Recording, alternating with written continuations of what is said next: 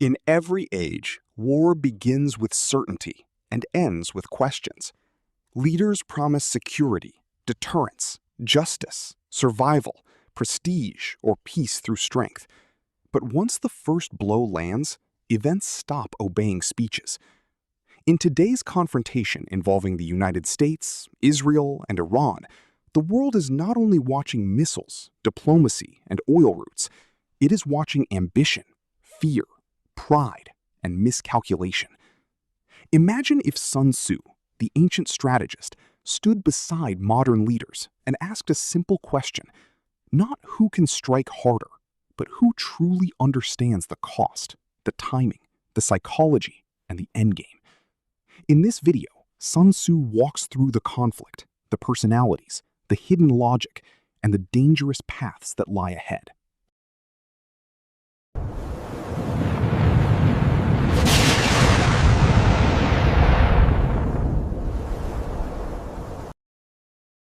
A pale map of the Middle East opens beneath a quiet sky. Sun Tzu steps into frame, calm and observant, while modern figures stand far apart, each facing a different direction. One carries the posture of American power. One carries the urgency of Israeli security. One carries the defiance of Iran. Around them are shadows of ships, rockets, cities, and negotiations. Sun Tzu looks not at weapons first, but at alignment. He would say that war is never only about force. It is about position, morale, supply, legitimacy, patience, and the will to continue when victory proves slower than promised. This conflict is no longer a simple exchange of threats. It has become a contest over deterrence, regional dominance, political survival, and strategic endurance. The battlefield is not just land and sky.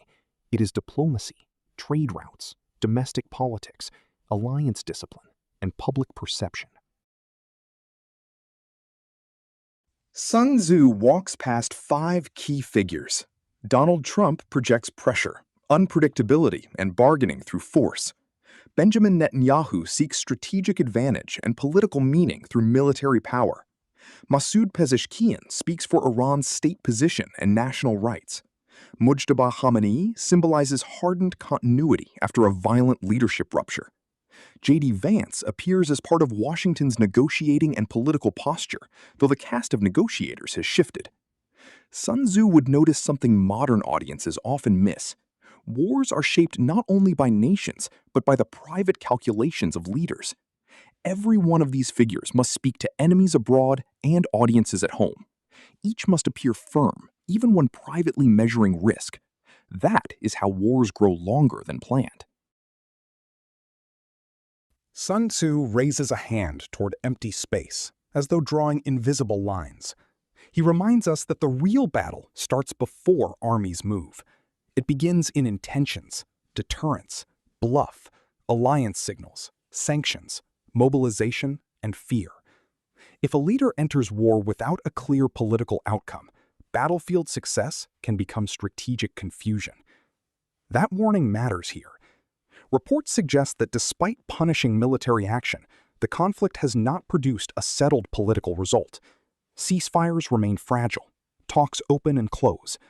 The pressure is real, but resolution remains uncertain. Sun Tzu would say this is the danger zone of modern war. Enough force to deepen commitment, not enough clarity to end it. Sun Tzu turns toward the Israeli figure. Israel's logic is rooted in threat reduction, deterrence, and the belief that allowing hostile military capacity to grow invites a deadlier future. From that view, delay can be more dangerous than action. Netanyahu's political story has long rested on strength, resolve, and the promise that enemies can be weakened before they become unmanageable. But Sun Tzu would offer a hard question. Can repeated tactical success become strategic overreach? Reuters reporting suggests Israeli firepower has weakened enemies, yet not fully neutralized them, and political gains have lagged behind military effort. To Sun Tzu, that is a warning that force without a durable settlement may create a battlefield that keeps returning. Now Sun Tzu faces the Iranian side. Iran's posture is built on survival, sovereignty, deterrence, and the refusal to submit under pressure. Even when hurt, a state may fight on because backing down under attack can be seen as inviting more attack. Pezeshkian's statements on Iran's nuclear rights fit that frame, while the rise of Mojtaba Khamenei suggests the system has tightened rather than collapsed under war pressure. Sun Tzu would not confuse damage with defeat. A wounded power can still preserve leverage if it retains command, symbolism, geography, and the ability to impose cost. That is why endurance itself becomes a weapon. The American figure steps forward with ships behind him and diplomats in shadow. Trump's approach, as reported, has mixed threat, blockade pressure, and negotiation. That combination fits a classic coercive model: raise the price, then offer a deal. But coercion is risky. If pressure humiliates the other side more than it compels it, resistance can harden. Sun Tzu would say the best strategy is one that leaves the opponent a rational path to stop fighting. If that exit disappears, then conflict widens. The United States wants leverage. Iran wants dignity and security. Israel wants lasting degradation of threat. But these aims do not naturally align. That is why diplomacy keeps returning, even after confrontation escalates. Sun Tzu points toward a narrow band of water. Here, geography itself becomes a weapon. The Strait of Hormuz is not merely a shipping lane. It is a pressure point for energy, markets, and global anxiety. Recent reporting ties the latest escalation directly to Hormuz: blockades, shipping restrictions, and the seizure of an Iranian-flagged vessel. Sun Tzu would admire and fear choke points. A narrow passage can multiply power. It allows a weaker side to threaten a broader system. It also tempts stronger powers into escalatory commitments because backing away looks costly. When trade arteries become battle lines, the whole world becomes an unwilling spectator inside the war. A pale line appears between the opposing camps, fragile as thread. Sun Tzu studies it without smiling. A ceasefire is not peace. It is merely a pause in visible violence. If core questions remain unsettled, the ceasefire becomes an intermission rather than an ending. That appears to be the danger now. The ceasefire has been strained by unresolved disputes over nuclear demands, Lebanon, maritime pressure, and regional leverage. Sun Tzu would say that if the causes of war remain alive, silence between battles can be the most deceptive moment of all. People call it calm. Strategists call it preparation. Sun Tzu now turns from the main battlefield to the outer ring. He knows wars expand through allies, proxies, and secondary fronts. Reporting indicates that Lebanon remains tied to the crisis, and that Israel has continued military action there, while diplomatic efforts also continue. Sun Tzu would call this a multiplier of uncertainty. Every additional front complicates command, raises miscalculation risk, and makes peace harder because more actors gain veto power over de-escalation. A leader may enter war seeking a single solution and discover instead a web of connected conflicts. That is how regional wars resist neat endings. Sun Tzu stands among shadows of crowds, cameras, and parliaments. He reminds us that leaders do not wage war in private. They perform it. Trump must appear strong, in control, and capable of closing deals. Netanyahu must justify cost and claim strategic necessity. Iran's leaders must show resilience and defiance despite severe losses. This psychological theater matters. A leader who fears looking weak may reject an acceptable compromise. A leader who promised victory may redefine victory mid-war. A leader who feels cornered may escalate just to restore credibility. Sun Tzu would say that in war, emotion disguised as strategy is one of the most expensive mistakes of all. Sun Tzu is not sentimental. He would recognize several strategic truths at work. Israel understands the value of acting before threats fully mature. Iran understands the power of resilience, geography, and cost imposition.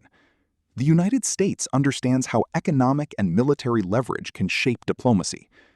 Pakistan's mediating role shows that even in hard conflict, communication channels remain essential. He would say that strategy is not moral approval. It is clear-eyed recognition of what each side thinks it is doing. The problem is that all three major players may be acting rationally within their own frameworks, while still driving the region toward prolonged instability. That is the tragedy of strategic logic without strategic convergence.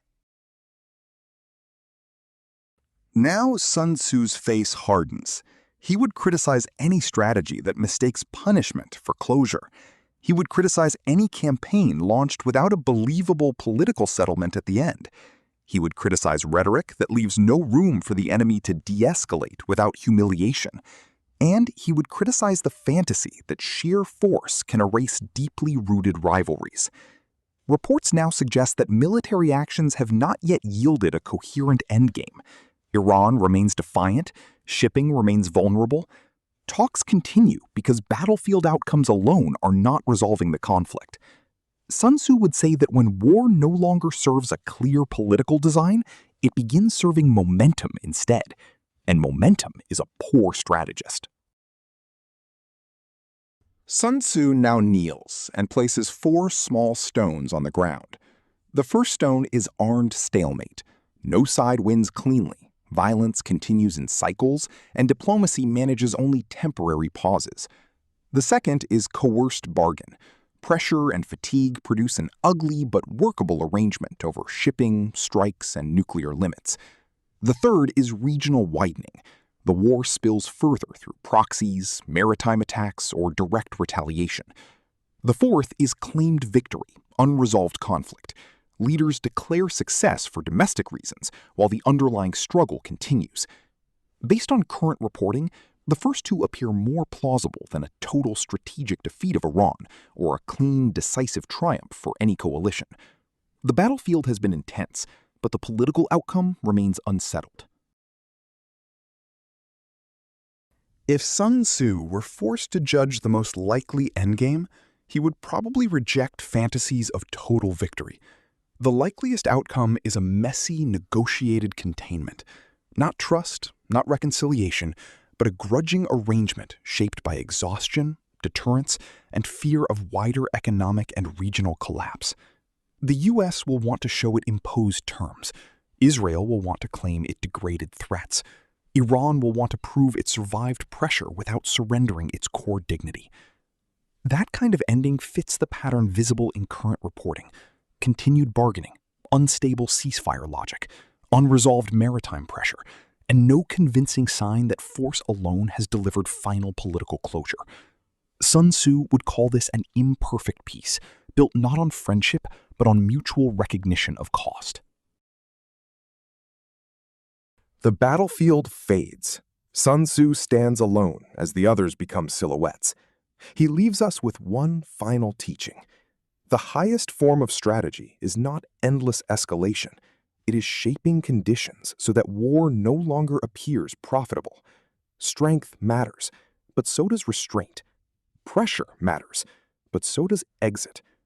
Victory matters, but so does knowing what victory actually means before the fighting begins. In modern war, destruction can be immediate, but clarity is rare. The leaders in this confrontation may still believe they are controlling events. Sun Tzu would quietly warn them that history is full of rulers who discovered too late that they were not directing the storm. They had become part of it. Sun Tzu never promised a world without conflict. He warned that conflict without clarity becomes ruin. The ongoing struggle involving the United States, Israel, and Iran shows how modern war is fought not only with missiles and armies, but with fear, prestige, economic pressure, geography, and political survival. The real test is not who can strike next, it is who can define a realistic end before events outrun intention. If this crisis ends in an uneasy bargain, it will not be because trust suddenly appeared. It will be because all sides finally understood the cost of pushing further. And that may be the most Sun Tzu-like lesson of all. The wisest victory is the one that prevents endless war from becoming the only plan.